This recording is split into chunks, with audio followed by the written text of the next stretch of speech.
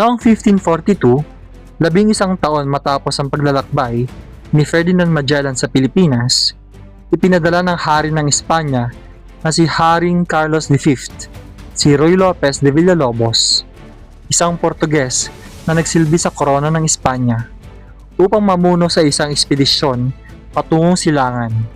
Ang kanyang pangunahing misyon ay hanapin ang ruta patungong Moluccas, kilala rin bilang Spice Islands, at palawakin ang sakop ng Espanya sa Asya. Sakay ng 6 na barko at may mahigit na 400 na tauhan, tumulak si Villalobos mula sa Navidad, Mexico. Noong October 1542, mahirap ang kanilang naging paglalakbay dahil sa bagyo, kakulangan sa pagkain at mga sakit. Subalit noong February 1543, nakarating sila sa timog bahagi ng Mindanao, sa lugar ng Sarangani. Dito nagsimula ang kanilang pananatili sa kapuluan. Habang nananatili sa Mindanao at mga karatig na isla, nakatagpo ng matinding suliranin ang kanyang pangkat. Mahirap ang supply ng pagkain, laging may sagupaan sa mga katutubo, at may tensyon laban sa mga Portuges na mahigpit na nagbabantay sa kalakalan ng pampalasa sa Moluccas. Isa sa pinakamahalagang nagawa ni Villalobos ay ang pagbibigay ng pangalan sa ilang bahagi ng kapuluan.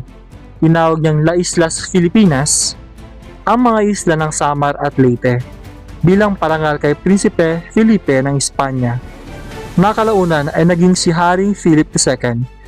Sa kalaunan, ang pangalan ay lumawak at tumukoy na sa buong kapuluan.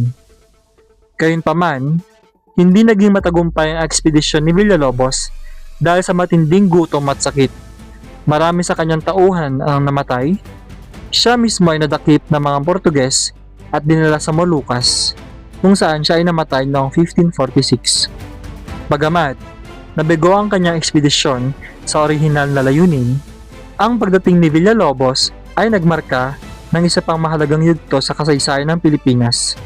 Ito ang nagpatibay sa interes ng Espanya na sakupin at gawing kolonya ang kapuluan, hanggang sa tuluyang may sakatuparan ni Miguel Lopez de Legazpi noong taong 1565. Maraming salamat po sa panonood.